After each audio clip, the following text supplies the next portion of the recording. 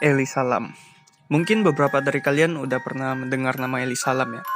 Eli Salam adalah gadis berusia 21 tahun yang ditemukan meninggal di tangki air Hotel Cecil yang berada di atap.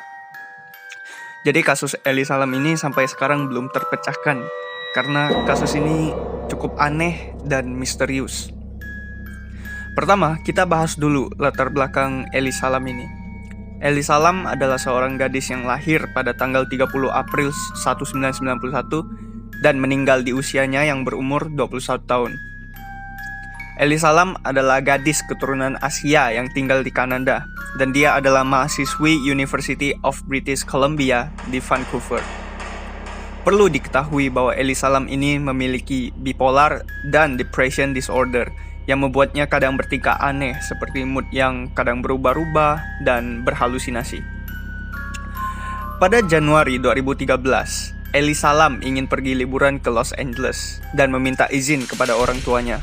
Awalnya orang tua Eli Salam ini tidak mengizinkan karena melihat keadaan Eli Salam yang cukup menyeramkan lah jika dia pergi sendiri.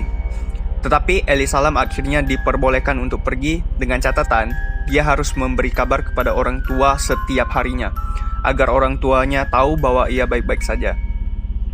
Akhirnya Eli Salam pun pergi liburan sendirian ke Los Angeles. Sebelum dia sampai ke Los Angeles, Eli Salam juga sempat pergi ke San Diego dan mengunjungi San Diego Zoo dan memposting foto itu di media sosial. Eli Salam sampai di Los Angeles pada tanggal 26 Januari 2013. Dan kejadian aneh pun mulai terjadi pada tanggal 26 Januari atau pada saat dia check-in. Dia memesan kamar sharing atau kamar yang isinya tuh ada beberapa orang. Tetapi teman sekamarnya komplain ke manajer hotel karena Eli Salam ini tingkahnya cukup aneh ya. Mungkin karena dia berhalusinasi dan kita juga tahu dia itu mengidap bipolar ya. Dan akhirnya Eli Salam ini dipindahkan ke kamar yang isinya hanya dia sendiri. Setelah itu tidak ada kejadian aneh lagi. Eli Salam pergi berjalan-jalan, pergi ke toko buku, dan ke tempat lainnya. Namun staf hotel bilang Eli Salam selalu nampak menyendiri. Pada tanggal 31 Januari 2013, yaitu tanggal Eli Salam harusnya check out, staf hotel mengetuk kamar Eli Salam, namun tidak ada respon sama sekali. Saat pintunya dibuka, di dalam sana tidak ada orang sama sekali. Staf hotel pun merasa ada yang aneh dan memanggil polisi untuk membantu mencari si Eli Salam ini. Orang tua Eli Salam juga tidak mendapat kabar darinya pada tanggal 31 Januari dan menelpon polisi Los Angeles untuk melakukan pencarian. Polisi dan staf hotel pun melakukan pemeriksaan ke seluruh hotel, termasuk kamar, atap, lorong, dan tempat lainnya. Namun tidak ditemukan satupun tanda-tanda keberadaan Eli Salam ini. Setelah beberapa minggu mencari dan tidak menemukan tanda apapun dari Eli Salam, LAPD atau Los Angeles Police Department mengeluarkan sebuah rekaman CCTV lift Hotel Cecil pada tanggal 15 Februari. Rekaman CCTV itu pun membuat heboh internet dan masyarakat karena di rekaman CCTV itu terlihat Eli Salam yang bertingkah aneh di dalam lift. Ya kalian bisa lihat sendirilah videonya ini.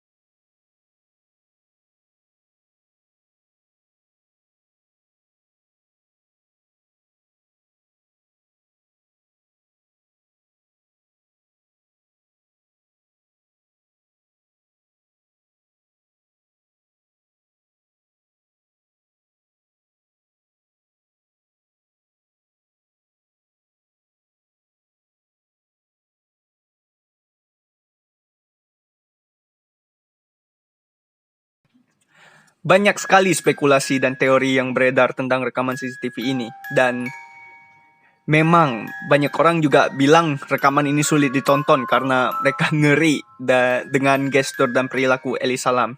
Ya emang sih, kayak gerakan tangannya itu. Kita akan bahas teori dan spekulasi yang beredar di internet di akhir video ya. Setelah itu, banyak komplain yang masuk dari tamu-tamu hotel tentang tekanan air yang rendah, warna air yang menghitam, dan rasa air yang cukup aneh. Dan jika kalian nanya kenapa mereka tahu ngapa airnya aneh, ya kebanyakan bule kan minum dari air keran, jadi mereka tahu dong rasa airnya. Dan akhirnya pada tanggal 19 Februari, staf hotel pergi mengecek tangki yang berada di atap, dan mereka terkejut karena ada tubuh yang mengambang di dalam tangki tersebut. Sebagai informasi tambahan, tangki itu menyuplai air untuk kamar-kamar tamu, dapur, dan coffee shop yang berada di hotel tersebut. Jadi, sudah berapa banyak orang yang mandi atau bahkan minum dari air yang direndam mayat. Saat air tangki dikuras dan tangkinya dibelah, ditemukanlah Ellie Salam di dalam keadaan meninggal, dan anehnya dia tidak mengenakan pakaian apapun atau tanpa busana. Jadi pakaiannya itu ditemukan mengambang juga di airnya. Dan pakaian yang mengambang itu sama persis dengan pakaian yang kita lihat di CCTV. Jadi sama dengan yang dia pakai di CCTV itu. Tubuh Ellie Salam ini sudah membusuk atau decompose saat ditemukan. Polisi pun melakukan uji forensik untuk mencari tahu apa alasan kematian si Ellie Salam ini.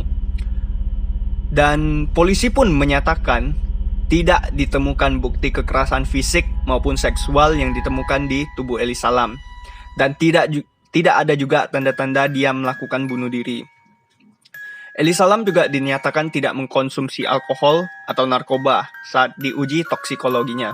Sebaliknya, hanya ditemukan bahan kimia dari obat-obatan yang dia pakai untuk meredakan bipolar dan depression disordernya. Jadi toksikologi itu adalah pemahaman atau penyelidikan tentang bahan-bahan kimia yang ada di dalam tubuh makhluk hidup. Tentang obat-obat gitulah. Keadaan ini sangat membingungkan polisi dan para staf hotel karena pintu dan tangga menuju atap itu dikunci rapat dan hanya staf hotel yang mempunyai akses menuju tangga. Lalu tangki di atap itu cukup tinggi dan besar, sampai staf pun harus menggunakan tangga untuk naik ke atas sana. Dan lagi, tangki itu selalu ditutup, dan penutupnya itu sangat berat karena tangkinya juga besar ya kan. Itulah yang dikatakan oleh staf dan manajer hotelnya. Jadi, begitulah cerita menghilang dan ditemukannya Ellie Salam. Sekarang kita akan membahas spekulasi yang beredar tentang kematian Ellie Salam ini. Yang paling populer adalah Ellie Salam mati dibunuh. Ya, banyak orang percaya bahwa Ellie Salam ini diikuti oleh seorang pembunuh, dan tingkah laku Ellie Salam yang kita lihat di CCTV adalah cara Ellie Salam untuk bersembunyi dari pembunuhnya itu. Teori ini awalnya cukup masuk akal karena Cecil Hotel mempunyai sejarah yang cukup gelap, karena hotel itu sudah terjadi 16 kasus pembunuhan dan beberapa serial killer juga katanya pernah menginap di sana. Tetapi siapa yang membunuh Ellie Salam?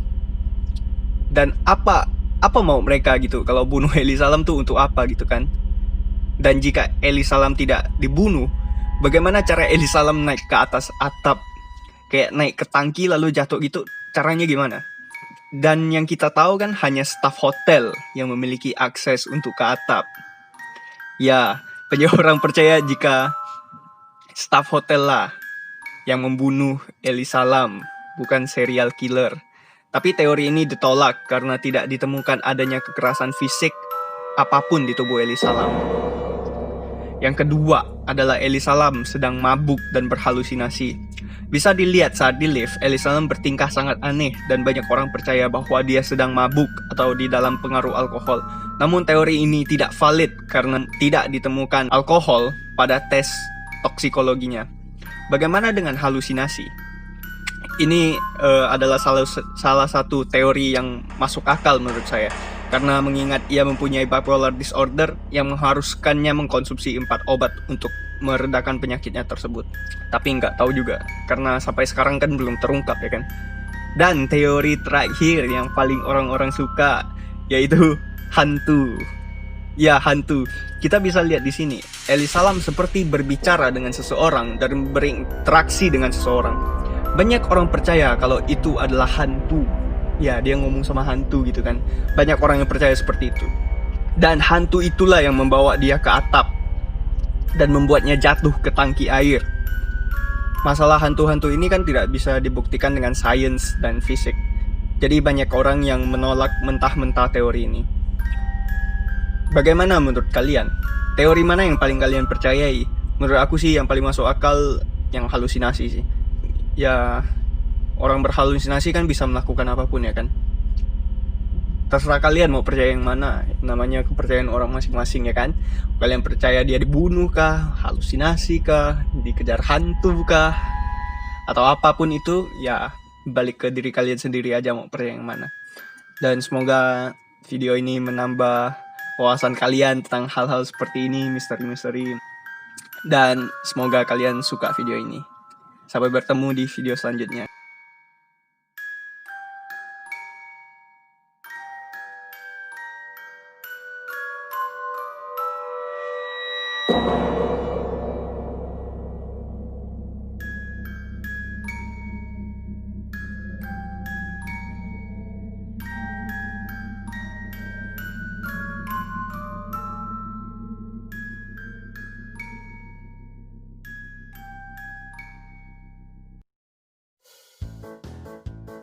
To all of my watcher out there, if there is any, I don't really like to tell people to subscribe.